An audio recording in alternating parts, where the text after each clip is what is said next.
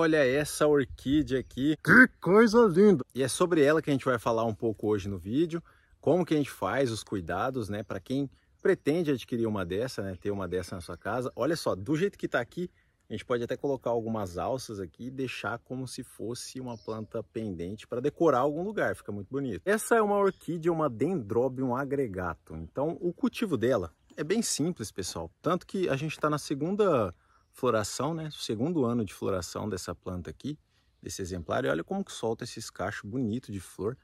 E até a folhagem dela, muito interessante também, muito bonita. Parece uma moitinha, né? Chique demais, né? E como é que a gente cuida dessa planta aqui? Pessoal, basicamente o que a gente faz, né? Primeiro de tudo, o cultivo dela a gente faz em vaso de barro. Então tem esse vaso um pouquinho mais raso.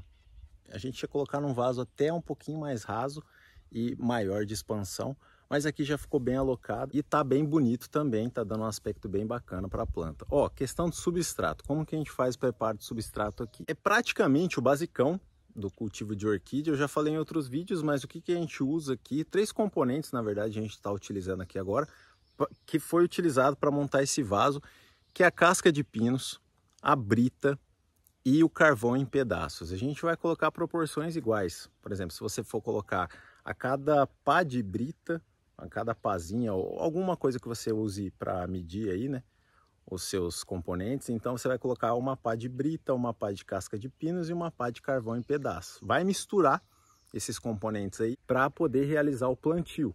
Aqui, pessoal, a gente não colocou um toquinho.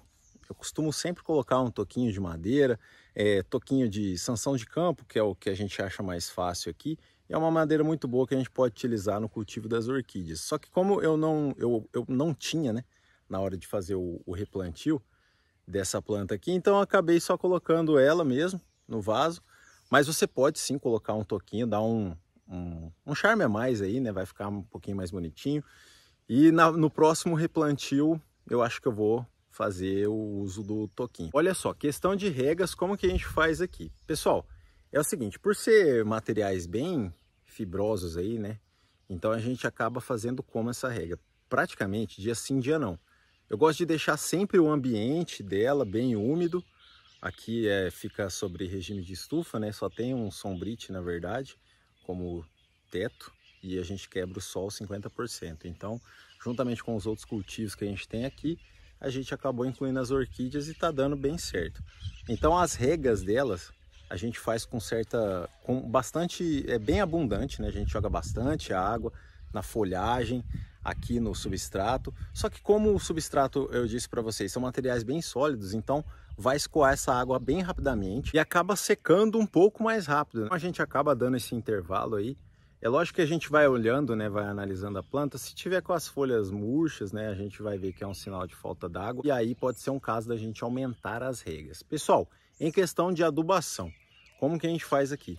A gente leva as adubações das orquídeas, adubações foliares, né? Eu costumo usar muito a cauda bordaleza. Agora aqui ela tá até ficando com umas manchas escuras, que é a incidência de fungos. A gente vai fazer o tratamento, né, vai aplicar essa cauda bordaleza para já funcionar como um adubo foliar e também como um fungicida para as plantas. Mas existem outros adubos que a gente pode utilizar também, foliares, né, que são específicos até para orquídeas, você pode usar durante o seu cultivo. Ou então você pode até colocar aqueles adubos, porta-adubo, né, ou aquelas trouxinhas que faz pequena, até com um pedaço de camiseta velha mesmo, pessoal coloca o adubo aqui no pé da planta e conforme você vai realizando as regas, esse adubo vai sendo disponibilizado aí para as raízes da planta. A questão da ambientação, como que a gente vai fazer a ambientação dessa planta? Igual eu falei, né? Se você às vezes quer colocar ela suspensa, tal, para dar uma decoração aí no lugar, você pode fazer isso, porém o ambiente que ela tem que ficar, tem que ser uma luz filtrada, né?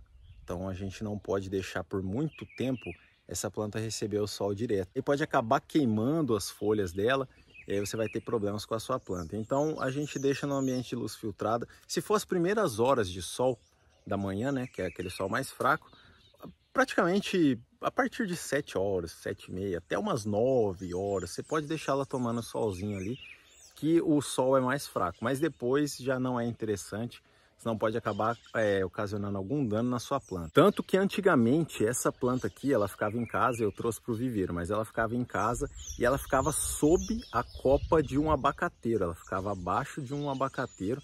Então as primeiras horas de sol ela recebia. Depois, quando o sol ia mudando de posição, aí já não recebia mais sol direto.